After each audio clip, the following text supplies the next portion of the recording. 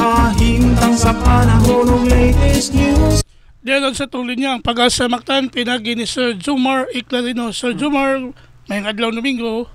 Yes sir, good morning sa tanan ug sa atong tanan tigpaminaw kini atong latest weather update karong adlaw. Paday nakaapekto ang shoreline o kini ang panagtagpo ng bugnaw ug init na hangin sa may northern section ng northern zone. Atong weather conditions sa Visayas, lakip na ang probinsya sa Cebu, paday ta makasinati generally for weather init ug igang na panahon gawas ini na mga patak-patak na mga pag-uwan ug kini ma-localize na mga pagpangilat o pagpanugdog. Padayon ta mag-monitor sa tamag-i-issue ng mga thunderstorm advisories. Hining ito na sa kasarangan ng hangin masinati sa Visayas ug ang kadagatan malinaw ito na sa kasarangan ng pagbalod. Temperatura sa Cebu 26 to 32 degrees Celsius, adlaw mo salop alas 5:19 sa hapon, ang dagat muhunas unya alas 10:29 sa buntag. Philippine Standard Time alas 6:39 sa buntag gikan diri sa Mactan, Pag-asa Visayas, DOST Jomar Iclarino. Salamat Sir Jomar, yung may buntag sa Pag-asa.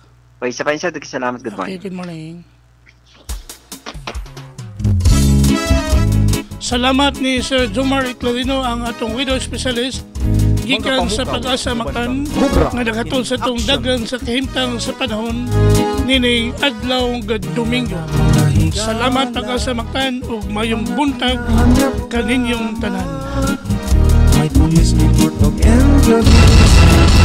kahintang sa panahon ng latest news. Kalikan sa